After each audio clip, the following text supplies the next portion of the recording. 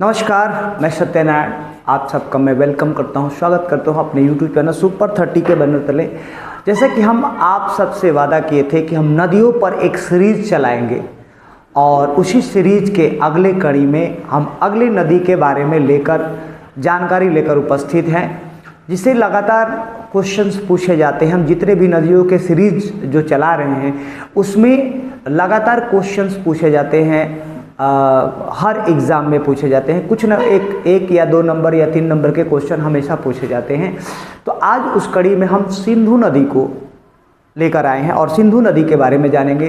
देखिए दोस्तों, सिंधु नदी एक ऐसी नदी है जो भारत की सबसे प्राचीनतम सभ्यता जो है, जिसको हम लोग हड़प्पा सभ्यता के नाम से जानते हैं, और दूसरा इस सभ्यता की खोज सिंधु नदी के तट पर हुई थी, इसलिए इसे सिंधु घाटी की सभ्यता भी कहा जाता है।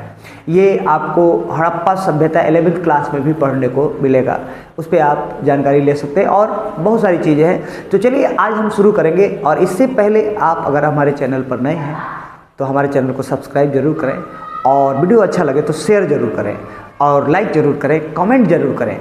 आइए शुरू करते हैं। दुनिया की सबसे बड़ी नदियों में से सिंधु नदी का भी एक नाम है और एक महत्वपूर्ण स्थान रखती है। और नदियों के तंत्र में देखा जाए तो सिंधु नदी का नाम ना आए तो ये नदियों के तंत्र का अधूरा तंत्र है।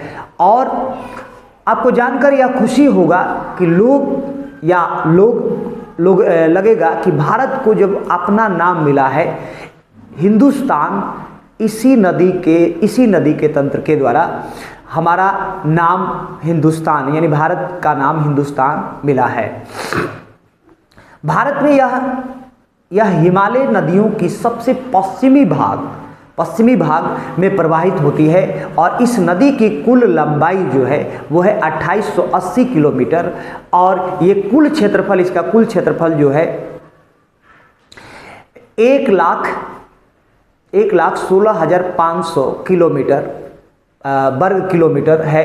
और जबकि भारत में इसकी अगर क्षेत्रफल और इसकी लंबाई देखें तो 1114 वर्ग किलोमीटर जो है इसकी लंबाई है और इसका क्षेत्रफल जो है 3,21,289 वर्ग किलोमीटर इसका क्षेत्रफल है। अब इस नदी का उद्गम यानी कहाँ से हुआ है, उत्पत्ति इसका कहाँ हुआ है, तो यह नदी भारत के तिब्बती क्षेत्र है जहाँ पर कैलाश मानसरोवर स्थित है और उसी पर्वत के बीच बोखरचू के पास एक हिमनद है और वहीं से ये निकलती है, बोखरचू के पास से।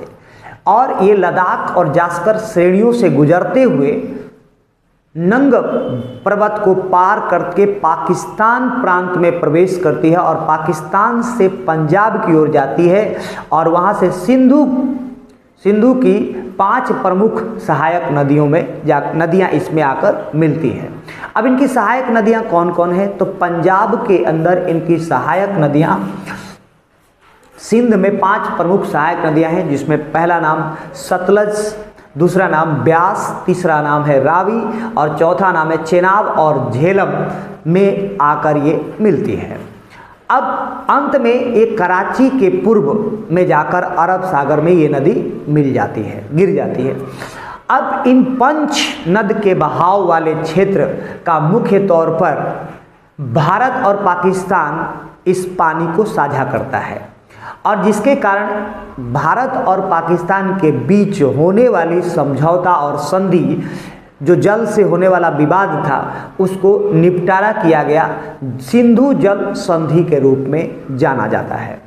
अब धार्मिक महत्व क्या है इनका, तो भारतीय संस्कृति और सभ्यता का पालन पोषण करने वाली जो सिंधु नदी है, नदियों के तट पर कई वेद और कई पुराणों की रचना हुई है। यह नदी ऋग्वेद में वर्णित की गई है और जिक्र भी किया गया है। इस नदी से भारत की पुरानी सभ्यता यानी सिंधु घाटी सभ्यता की शुरुआत हुई थी, इसलिए इसे सिंधु घाटी की सभ्यता और इस नदियों का अहम महत्व तंत्र में माना जाता है। अब इस नदी से आर्थिक लाभ क्या है, तो पहला, सतलज नदी पर बना भाखड़ा नांगल सबसे ऊंचा बांध माना जाता है और यह सिंचाई के लिए बड़ी मात्रा में जल उपलब्ध कराता है। अब इसके अलावा भारत में ब्यास नदी पर पोंग और पायनेट बांध, ठीक है, पंडोह बांध तथा रावी नदी पर रणजीत सागर बांध, जिसको थीन बांध भी कहा जाता है, थीन बांध का निर्माण किया गया है। अब भारत में सिंधु नदी के बेसिन पर पाकुलदू, रातले, किशनगंज, मियार और लोअर परियोजना पर काम चल रहा है, भारत सरकार के द्वारा काम चलाया जा रहा है। साथ ही पानी के बेहतर इस्तेमाल के लिए ब्यास और सतलुज नदी लिंक, इंदिरा गांधी नहर और माधोपुर ब्यास लिंक जैसी अन्य परियोजनाओं पर भी भारत काम कर रहा है। इससे भारत के पूर्वी नदियों जैसे रावी नदी, ब्यास नदी और सतलज नदी के करीब 95% पानी का उपयोग किया जाता है और जिससे सिंधु नदी से भारत को सबसे ज़्यादा मदद मिलता है। तो ये थी पूरी तमाम जानकारी सिंधु नदी के बारे में। फिर अगले एपिसोड में हम लोग मिलेंगे एक नए नदियों के तंत्र पर, और तब तक के लिए हमें विदा दीजिए। और अगर हमारा चैनल सब्सक्राइब नहीं किए हैं तो चैनल को सब्सक्राइब जरूर कीजिए। Thank you. जो भारत का सबसे ऊंचा बांध माना जाता है और यह सिंचाई के लिए बड़ी मात्रा में जल उपलब्ध कराता है। अब इसके अलावा भारत में ब्यास नदी पर पोंग और पायनेट बांध, ठीक है, पंडोह बांध तथा रावी नदी पर रणजीत सागर बांध, जिसको थीन बांध भी कहा जाता है, थीन बांध का निर्माण किया गया है। अब भारत में सिंधु नदी के बेसिन पर पाकुलदू, रातले, किशनगंज, मियार और लोअर परियोजना पर काम चल रहा है, भारत सरकार के द्वारा काम चलाया जा रहा है। साथ ही पानी के बेहतर इस्तेमाल के लिए ब्यास और सतलुज नदी लिंक, इंदिरा गांधी नहर और माधोपुर ब्यास लिंक जैसी अन्य परियोजनाओं पर भी भारत काम कर रहा है। इससे भारत के पूर्वी नदियों जैसे रावी नदी, ब्यास नदी और सतलज नदी के करीब 95% पानी का उपयोग किया जाता है और जिससे सिंधु नदी से भारत को सबसे ज़्यादा मदद मिलता है। तो ये थी पूरी तमाम जानकारी सिंधु नदी के बारे में। फिर अगले एपिसोड में हम लोग मिलेंगे एक नए नदियों के तंत्र पर, और तब तक के लिए हमें विदा दीजिए। और अगर हमारा चैनल सब्सक्राइब नहीं किए हैं तो चैनल को सब्सक्राइब जरूर कीजिए। Thank you. जो भारत का सबसे ऊंचा बांध माना जाता है और यह सिंचाई के लिए बड़ी मात्रा में जल उपलब्ध कराता है।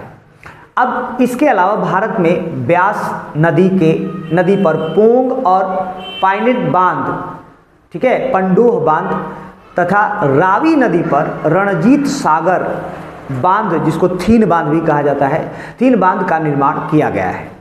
अब भारत में सिंधु नदी